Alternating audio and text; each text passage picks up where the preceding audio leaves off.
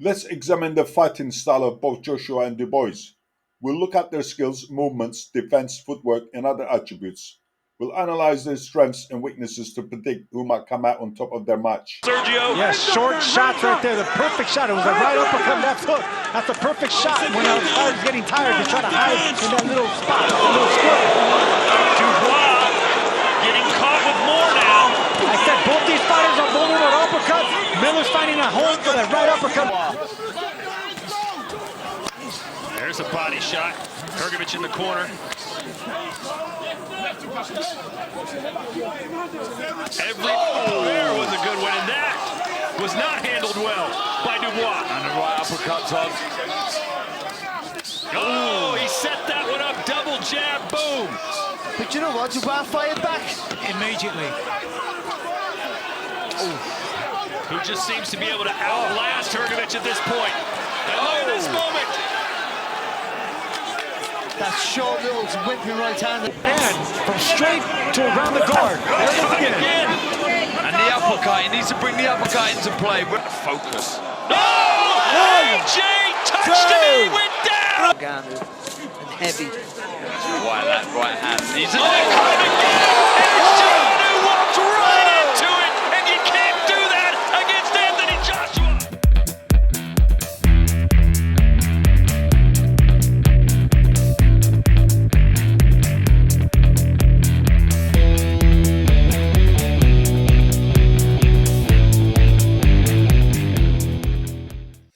Lovely. Hello, folks. Welcome to the channel and welcome back to the channel. As always, what I say is just my thoughts, opinions, and analysis. Just like everyone else's opinion. Some may agree, some may not. Nothing personal. So without further ado, let's talk about why boxing pundits tell stories and my prediction for Joshua versus Dubois. When boxing pundits analyze or predict the fight, have you ever noticed how they dive into the past stories? They'll talk about Anthony Joshua's fighting against this or that opponent, even going back to his bout with Vladimir Klitschko. The same goes for Daniel Dubois. They recount his fights as if telling a tale. But why? Why do they rely on the past when it's the present and the future that matter? The myth of the past. Let's be clear, what happened in the past stays in the past. Sure, fighters like Joshua and Dubois may have faced tough opponents. Some aging, some cherry pick to pad their records.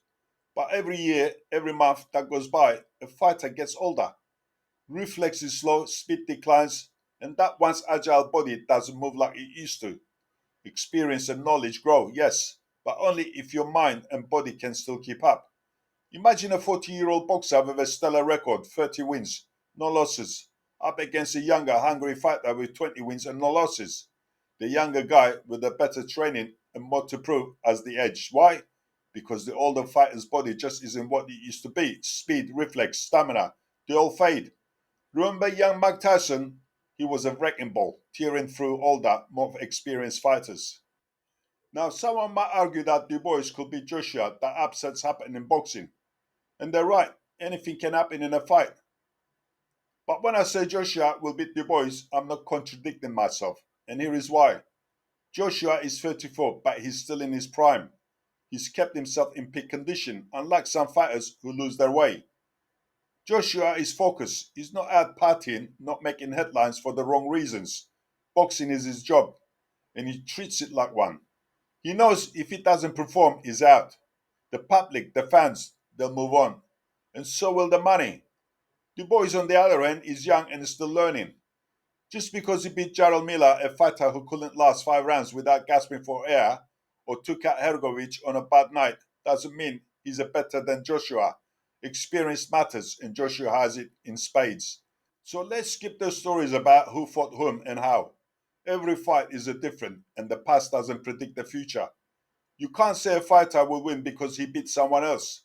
You only know who's better after they step into the ring. On the fight night, everything changes. It doesn't matter how you trained or what you did yesterday. What matters is how you adapt to the opponent in front of you. How fast is their jab? How solid is their defense? What's their game plan? You don't know until the first few rounds play out. And then there's the mental game. Is your opponent setting you a trap? What's his next move? Here is the part where a lot of people are going to criticize me and saying I'm contradicting myself. I'm not. If you listen to the next few lines, you will understand what I'm talking about. Dubois is about 8 years younger than Joshua, but he doesn't have the experience like Joshua has. That's the difference. Dubois fights like Frank Bruno, stiff at the top with a defense that leaves him open to Joshua's powerful jabs. His rigid, stiff shoulders limit his head movement, making him an easy target for Joshua. Dubois' stance also restricts his side-to-side movement, unlike someone like Usyk, who's nimble on his feet. And let's not forget, Joshua has faster hands and better defense. Dubois' high guard leaves his body exposed, and Joshua will capitalize on that. Here is what I see happening. Joshua will spend the first 3 rounds analyzing Dubois, collecting data. By round 4, he'll have figured him out. From there, he'll start breaking him down, applying pressure until Dubois crumbles, likely before round 7. Joshua's jabs will be too quick, his combinations too sharp. Once he lands a few solid body shots, Dubois will be softened up, and then boom, Joshua will finish him with a knockout or jab, followed by a backhand. Before we go any further, let's analyze their weaknesses and their strength. Jabs. Both fighters possess solid jabs, but there are differences in their approach. Joshua is more reserved, carefully choosing when to throw his jab, making each one count. Dubois, on the other hand, tends to take more risks with his jabs, which sometimes leaves him open to counterattacks. This is where Joshua's patience pays off, as he is likely to land more effective jabs than Dubois. So advantage to Joshua. Combinations. Joshua, being older and heavily built, is mindful of his energy levels. He avoids throwing too many combinations to conserve stamina, preferring to jab and occasionally throw 1 or 2 punches when the opportunity arises. Dubois, 8 years younger and also muscular, has better stamina, allowing him to be more active. However, Joshua's ability to pace himself effectively keeps this category even. Footwork. Joshua has the edge in footwork. He moves more fluidly, able to step forward, backward, and sideways to avoid punches and set up his own attacks. Dubois, in contrast, tends to move forward more aggressively, taking risks but lacking in lateral movement, which can make him more predictable. Advantage Joshua. Head movement. Once again, Joshua excels. Despite his size, he has quick head and shoulder movement, helping him avoid incoming punches. Dubois, however, has a more rigid stance, which leaves his face more exposed and slows his reaction time. Advantage Joshua. Boxing intelligence. Joshua's experience shows in his boxing IQ. He doesn't waste energy or attacks, instead, setting traps and making Dubois work harder to find openings. While Dubois is intelligent, he hasn't yet developed the same level of strategic thinking as Joshua. By the time Dubois realizes he's being set up, it might be too late. Advantage Joshua. Stamina. Joshua is careful to pace himself throughout the fight, while Dubois, with his younger age and better stamina, may have more energy in the latter rounds. However, whether the fight goes the distance remains uncertain. This category could swing in Dubois' favor, depending on the fight's progression. Chin. Both fighters have been questioned about their ability to take a punch. This category is unpredictable and will likely depend on who lands the harder, cleaner shot. Work rate. Dubois is expected to have a higher work rate due to his better stamina. Joshua, aware of his energy limitations, will wait for the right moments rather than constantly engaging. This gives Dubois the edge in work rate. Final thoughts. There are, of course, other factors at play, but this breakdown highlights the key areas where each fighter might gain an advantage. And I still say Joshua is going to win. In my opinion, this fight was set up for Joshua to win. It's a stepping stone for him to go after the titles next year, even if Fury loses to Usyk. The man with the deep pockets, Turki Al-Sheikh, wants Joshua versus Fury.